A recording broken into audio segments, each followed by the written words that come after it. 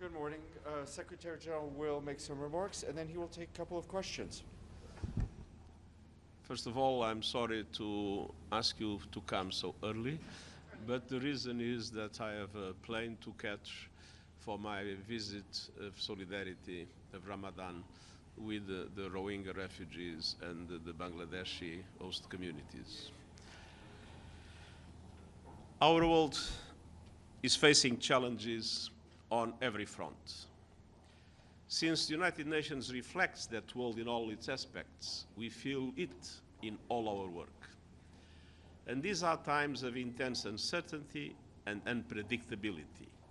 And yet, certain truths have been more clear. The United Nations has never been more needed. Our values have never been more relevant. And the needs have never been greater. At the same time, we know the more the UN does together to address big challenges around the world, the less the burden on individual countries to do it alone. The United Nations stands out as the essential, one-of-a-kind meeting ground to advance peace, sustainable development, and human rights. But resources are shrinking across the board, and they have been for a long time. For example, for at least the past 7 years, the United Nations has faced a liquidity crisis because not all member states pay in full, and many also do not pay on time. From day one of my mandate, we embarked in an ambitious reform agenda to strengthen how we work and deliver, to be more effective and cost-effective, to simplify procedures and decentralize decisions, to enhance transparency and accountability, and to shift capacities to areas such as data and digital. Significantly, the Pact for the Future and the UN 2.0 are exactly about updating the UN for the 21st century. These efforts are not ends in themselves. They are about better serving people whose very lives depend on us. They are about hard-working taxpayers around the world who underwrite everything we do. And they are about ensuring the right conditions for everyone serving under the UN flag as they undertake their critical work.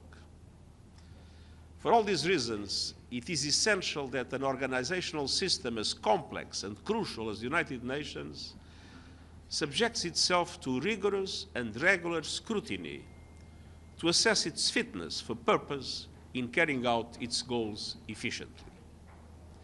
And this 80th anniversary year of the United Nations is a prime moment to expand all our efforts, recognizing the need for even greater urgency and ambition. That is why I have informed yesterday UN member states that I am officially launching what we call the UN 80 initiative.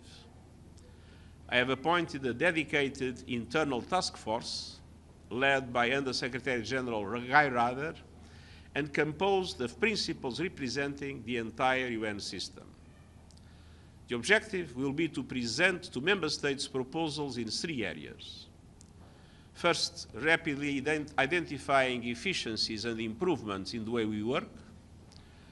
Second, thoroughly reviewing the implementation of all mandates given to us by member states, which have significantly increased in recent years.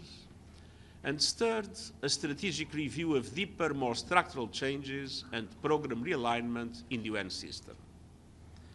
Under the leadership of the President of the General Assembly, I will consult closely and regularly with all member states on the progress made, seeking guidance on the way forward, and present concrete decisions for discussion and decision-making when appropriate. My objective is to move as soon as possible in areas where I have the authority, and to urge member states to consider the many decisions that rest with them. And this goes far beyond the technical. Budgets at the United Nations are not just numbers on a balance sheet. They are a matter of life and death for millions around the world. We must ensure value for money while advancing shared values. The need is great and the goal is clear. An even stronger and more effective United Nations that delivers for people and is tuned to the 21st century. And I thank you. Thank you, Michelle. Thank you. Secretary General, on Ukraine, Ukraine has agreed in principle to the US proposal for a 30-day ceasefire. What's your message to Russia at this time? And can we also get your reaction to the growing global trade war? Trade war. First of all, in relation to the ceasefire, we, of course, will welcome a ceasefire in Ukraine. I mean, too many people have died. A ceasefire is indeed a positive thing. And we hope that it will materialize. And we hope that it will pave the way for peace, a just peace. And you know what are the parameters that we consider relevant for a just peace: the Charter, international law, and the resolutions of the General Assembly. This Tariffs, trade war. I think we live in a global economy. Everything is interlinked. And obviously, one of the great advantages of having a situation of free trade is to create the conditions for all countries to benefit. When we enter into a trade war, I believe all will lose. Maggie, sorry. It's early. Secretary General, good morning. Is this UN 80 initiative a UN version of DOGE, the Department of Government Efficiency that we're seeing in Washington? And do you anticipate significant UN staff cuts? First of all, nothing to do with that kind of initiative.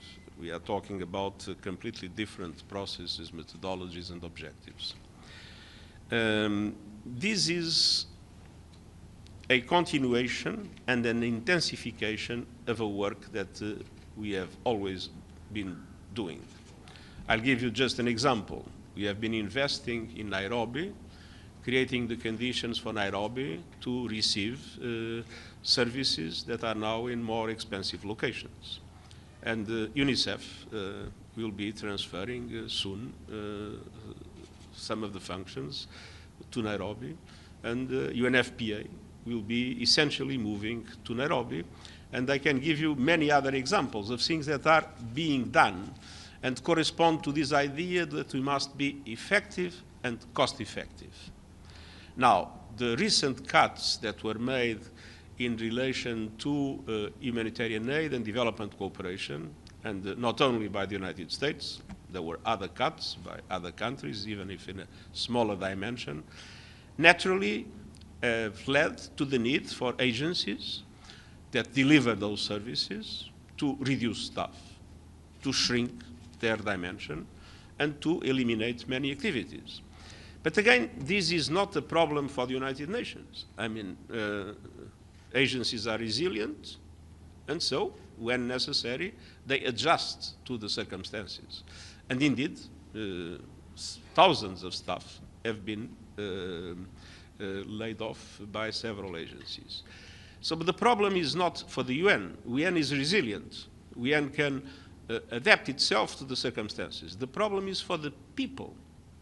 I mean, if more people will die with HIV/AIDS, or with malaria, or with TB, if humanitarian aid to fragile communities will make their life even more difficult and will have dramatic consequences, not only from a life-saving perspective, but from the perspective of the most basic forms of well-being, that is something we cannot correct.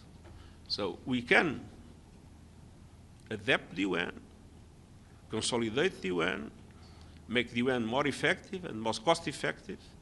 What we cannot is solve the problems of the people that we no longer are able to assist for lack of resources. Secretary General, to quote you, the United Nations has faced a liquidity crisis because not all member states pay in full and many also do not pay on time. What is your message to these bad offenders against the United Nations? And you're welcome to name and shame a few. And pay in time. Thank you very much.